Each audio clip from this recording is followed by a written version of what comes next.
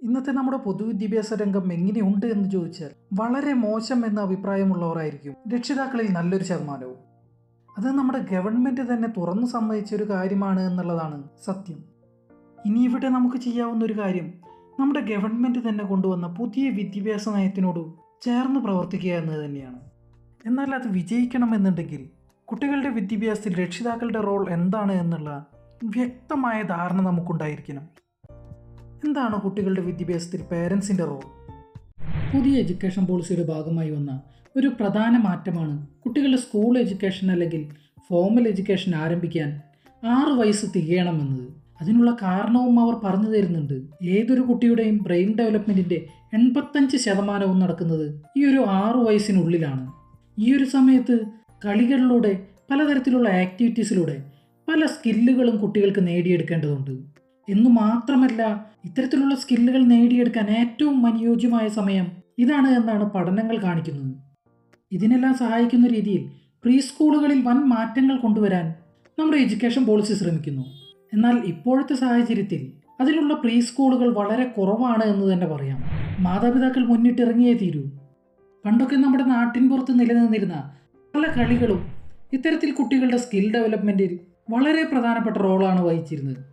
എന്നാൽ ഇന്നത്തെ കുട്ടികളെ നമുക്കറിയാം, അത്തരത്തിലുള്ള കളികൾ ഇല്ലാതായിരിക്കുന്നു എന്ന് മാത്രമല്ല, കുട്ടികൾ ഒരു മൊബൈൽ ഫോണിൻ്റെയോ അല്ലെങ്കിൽ TV സ്ക്രീനിൻ്റെയോ ലോകത്ത് ഒതുങ്ങിപ്പോകുന്നു. തീരെ ചെറിയ കുട്ടികളുടെ കയ്യിൽ മൊബൈൽ കൊടുക്കുക എന്നതിനോളം അപകടം പിടിച്ച മറ്റൊരു കാര്യമില്ല എന്നുള്ളതാണ് പഠനങ്ങൾ തെളിയിക്കുന്നത്. കുട്ടികൾക്ക് ഭാവിയിലോട്ട് ആവശ്യമായിട്ടുള്ള കഴിവുകൾ നേടിയെടുക്കാൻ മാതാപിതാക്കൾ കുട്ടികളെ സഹായിച്ചില്ല എന്നുണ്ടെങ്കിൽ വേറെ ആരാണ് സഹായിക്കുക? കുട്ടികളോടുള്ള സ്നേഹം അവർക്ക് ഉപകാരപ്പെടുന്ന രീതിയിൽ കൂടെ കാണിക്കണ്ടേ? കുട്ടികളുടെ 6 വയസ്സ് മുതൽ അവരുടെ സ്കൂൾ എഡ്യൂക്കേഷൻ അല്ലെങ്കിൽ ഫോർമൽ എഡ്യൂക്കേഷൻ ആരംഭിക്കുകയാണ്. എന്നാൽ മറ്റ് വികസിത രാജ്യങ്ങളിലേതുപോലെ നമ്മുടെ എഡ്യൂക്കേഷൻ സിസ്റ്റത്തെ പൂർണ്ണമായും വിശ്വസിക്കാൻ സാധിക്കില്ല എന്നുള്ള സത്യം ഇവിടെയും നമ്മൾ ഓർക്കേണ്ടിയിരിക്കുന്നു. കാരണം എഡ്യൂക്കേഷൻ പോളിസിയിലെ കാര്യങ്ങൾ ഇതുവരെ നിലവിൽ വന്നിട്ടില്ല.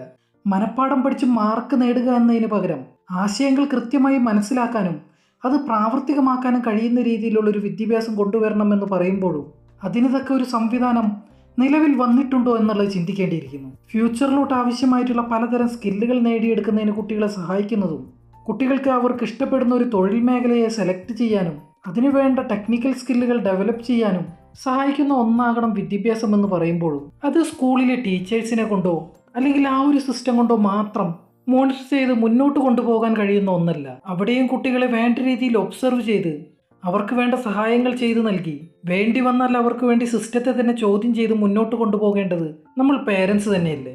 ഇതിനെല്ലാം കുട്ടികളെ സഹായിക്കാനായി പേരൻസിന് ഒരുപാട് വിദ്യാഭ്യാസം ഉണ്ടായിരിക്കണമെന്നോ ടെക്നിക്കലി ഒരുപാട് ഫിറ്റ് ആയിരിക്കണമെന്നോ ഒന്നുമില്ല. അവരെ സഹായിക്കാൻ മനസ്സുണ്ടായാൽ മതി. ഏതൊരു സാധാരണക്കാരനും ഇതെല്ലാം സാധിക്കും. എവിടെ പഠിക്കുന്നു എന്നതിനേക്കാൾ വളരെ പ്രാധാന്യമുള്ള ചോദ്യങ്ങളല്ലേ എന്ത് പഠിക്കുന്നു, എങ്ങനെ പഠിക്കുന്നു എന്നെല്ലാം. എന്നാൽ ഇന്ന് പല മാതാപിതാക്കളുടെയും ധാരണ കുട്ടികളെ ഏറ്റവും നല്ല റിസൾട്ടോടുകൂടി ഒരു സ്കൂളിൽ ചേർത്താൽ അതിനുവേണ്ട ഫിനാൻഷ്യൽ സപ്പോർട്ട് നൽകിയാൽ തങ്ങളുടെ കടമ കഴിഞ്ഞു, അതിനുശേഷം കുട്ടികളുടെ മാർക്ക് മാത്രം മോണിറ്റർ ചെയ്താൽ മതി. എന്നാൽ കുട്ടികളുടെ സിലബസിന് യാതൊരു പ്രാധാന്യവും നൽകാതെ കുട്ടികളുടെ സ്കിൽസ് എത്രത്തോളം ഡെവലപ്പായി എന്ന് മനസ്സിലാക്കാതെ കണ്ണടച്ചിരുട്ടാക്കുന്ന ഈ ഒരു രീതി തുടർന്നാൽ അത് കുട്ടികൾക്ക് ദോഷം ചെയ്യും. എഡ്യൂക്കേഷൻ പോളിസിയിൽ പോലും മാറ്റം കൊണ്ടുവന്നിട്ടും നമ്മൾ പേരൻസ് അതിൽ നിന്നും മാറാൻ തയ്യാറായില്ലെങ്കിൽ എന്തായിരിക്കും കുട്ടികളുടെ അവസ്ഥ? പല രക്ഷിതാക്കളും കരുതുന്നത് എഡ്യൂക്കേഷൻ എന്നാൽ ഫോർമൽ എഡ്യൂക്കേഷൻ അഥവാ സ്കൂൾ പഠനം മാത്രമാണ് എന്നാണ്. എന്നാൽ ഇത് നമ്മുടെ ചുറ്റുപാടും ഒന്ന് നോക്കിയാൽ ഒരുപാട് കുട്ടികളാണ് നല്ലൊരു ജോലി കിട്ടാതെ അലയുന്നത് കാണാൻ സാധിക്കുന്നത്. അതിനുള്ള കാരണം മറ്റൊന്നുമല്ല, അവർക്ക് സ്കില്ലില്ല എന്നത് തന്നെയാണ്. കാര്യങ്ങൾ അതിൻ്റെതായ സമയങ്ങളിൽ ചെയ്യാതെ പിന്നീട് ഒരുപാട് പൈസ ചിലവാക്കി കുട്ടികളെ മോട്ടിവേഷൻ ക്ലാസ്സുകൾ കഴിച്ചിട്ടും ട്രെയിനിങ്ങുകൾ കഴിച്ചിട്ടും എന്താണ് കാര്യം? എന്തൊക്കെ കാര്യങ്ങൾ ചെയ്യണം എന്ന് പറയുന്നത് പോലെ തന്നെ പല കാര്യങ്ങളും മാതാപിതാക്കൾ ചെയ്തു കൊടുക്കാൻ പാടില്ലാത്തതുണ്ട്. കുട്ടികളുടെ എല്ലാ കാര്യങ്ങളും സ്വയം ചെയ്തു കൊടുക്കുന്ന ഒരാളെ നല്ല പേരൻ്റ് എന്ന് വിളിക്കാൻ സാധിക്കുമോ? നമ്മുടെ ഡെയിലി ലൈഫിൽ ചെയ്യുന്ന പല ചെറിയ കാര്യങ്ങളുമാണ് കുട്ടികളുടെ സ്കിൽ ഡെവലപ്മെൻറ്റിനായി ഏറെ സഹായിക്കുന്നവ. ഉദാഹരണത്തിന് നമ്മുടെ വീട്ടുജോലികൾ, സ്കൂളിലെ അസൈൻമെൻറ്റ്സ്, കുട്ടികളുടെ ഹോബികൾ എന്നിങ്ങനെ. എന്നാൽ ഇതിൽ പലതും സ്വയം ചെയ്തു കൊടുത്ത് കുട്ടികളെ സന്തോഷിപ്പിക്കുന്ന മാതാപിതാക്കൾ വാസ്തവത്തിൽ കുട്ടികൾക്ക് വേണ്ടി ചെയ്യുന്നത് നല്ലതോ ചീത്തയോ?